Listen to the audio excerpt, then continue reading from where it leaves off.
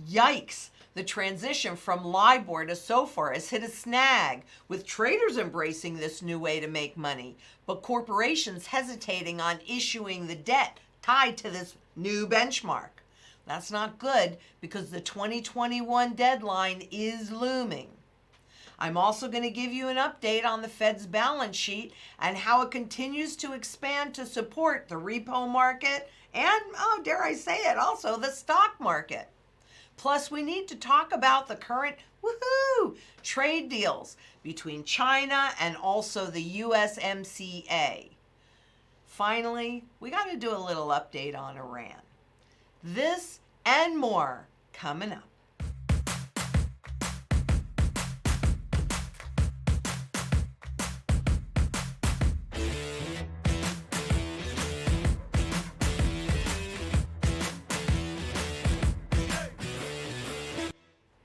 I'm Lynette Zhang, Chief Market Analyst here at ITM Trading, a full-service gold and silver dealer specializing in custom strategies to help you survive and thrive the crisis, the financial crisis, a reset that frankly has already begun.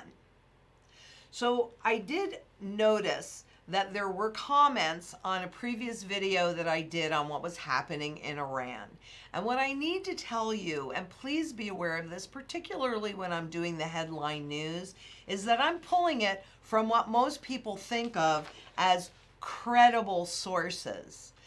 Whether or not this information that I get from these places 100% accurate, or whether it's about perception management, is not something that I can actually fully determine when I'm not doing a deep dive.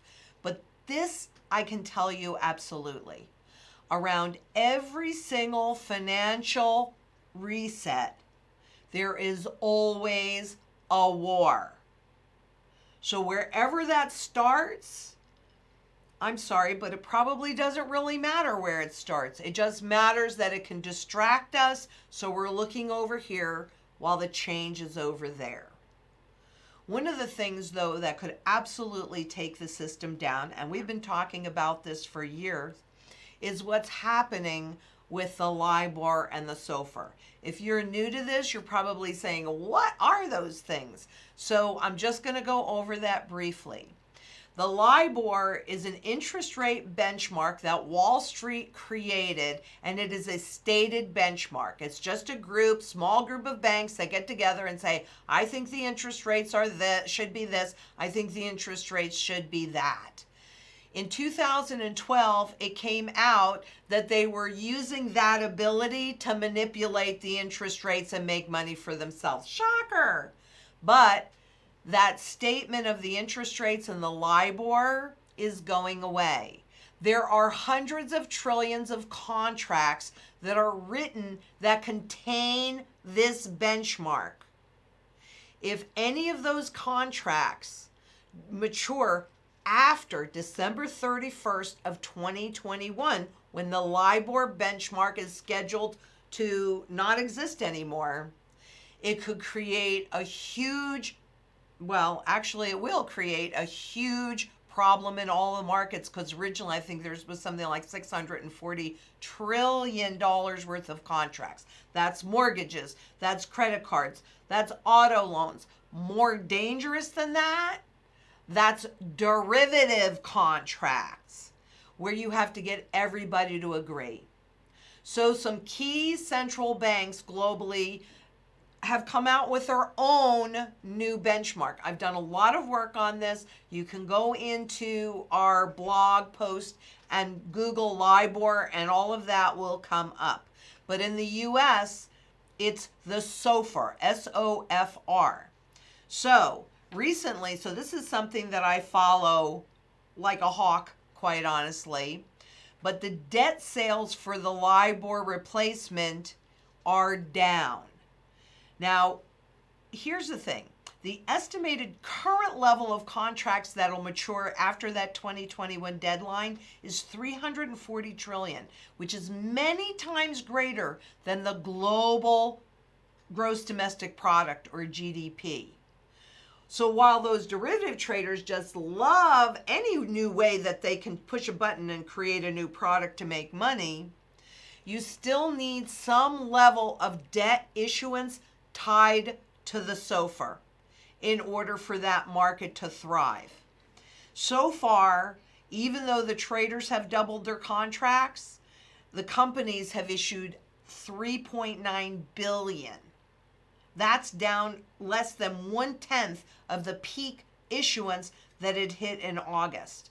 And that is still dwarfed by the $340 trillion in contracts that are tied to the LIBOR. If they can't make this transition, well, that is a financial explosion that we'll see, but I don't think they can cover it up. Because for there to be actual volume, more debt issuance needs to be issued tied to the SOFR. Now, here's the key that I found super interesting about this. Because the biggest issuers so far have been Fannie Mae and also the Federal Home Loan Bank. So government agencies, quasi-government agencies.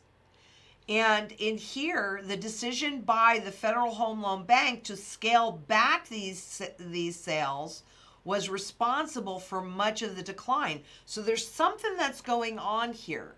But either way, it really indicates that this transition, which has never been done before, it is an experiment.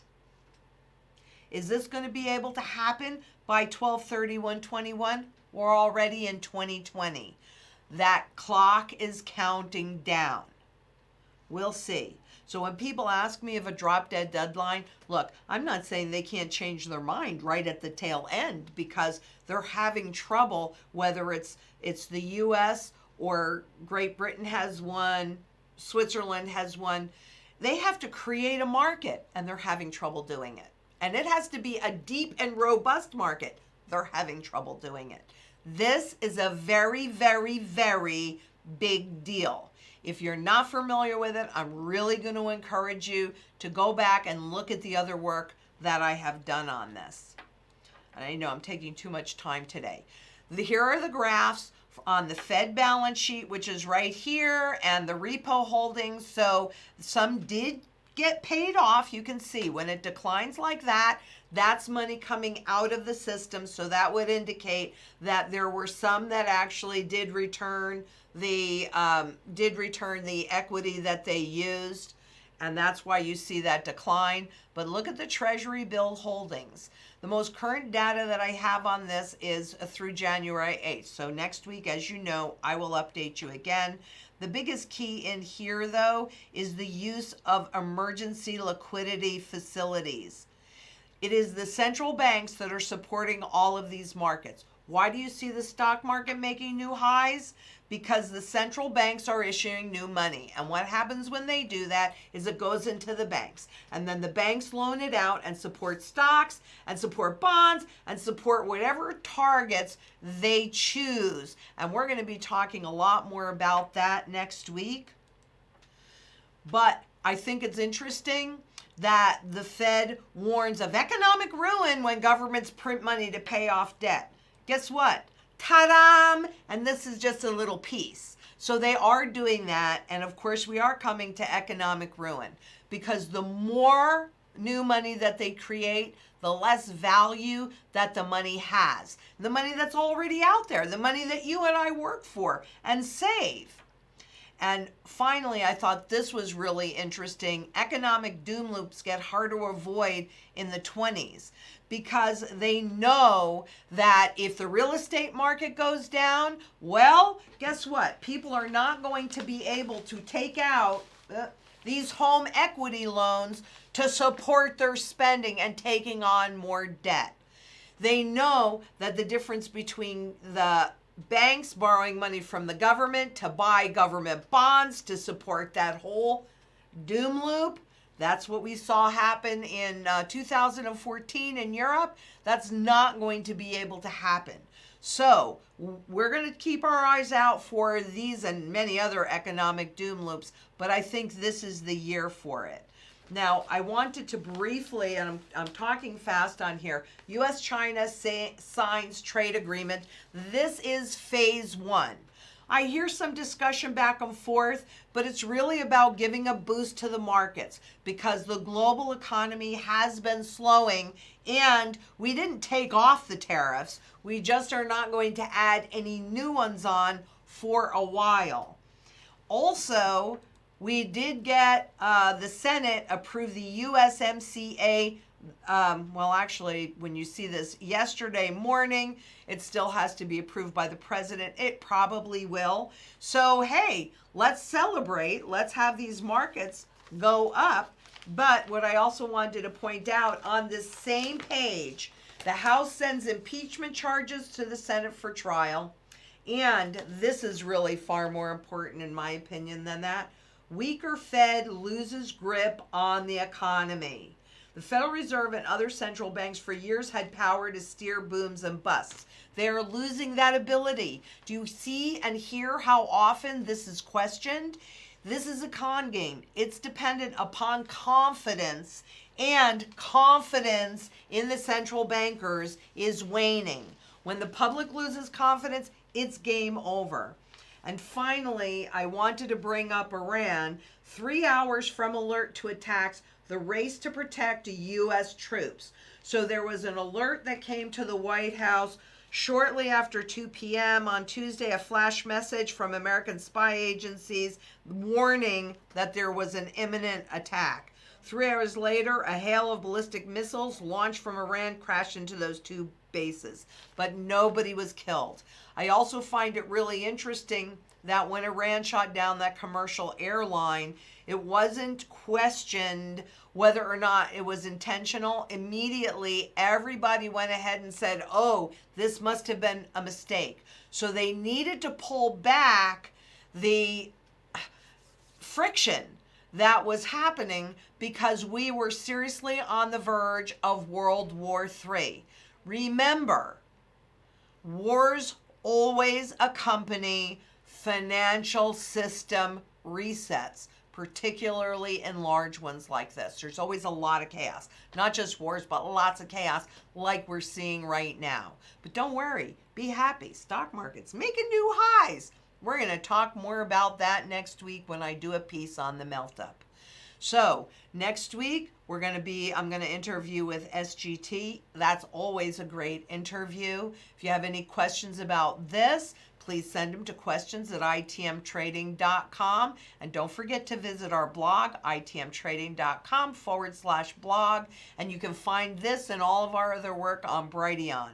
You want to talk to one of our strategy specialists? Just click on that Calendly link below to schedule a call. And keep in mind that financial shields are made of physical gold and silver. Until next we meet, please be safe out there. Bye-bye.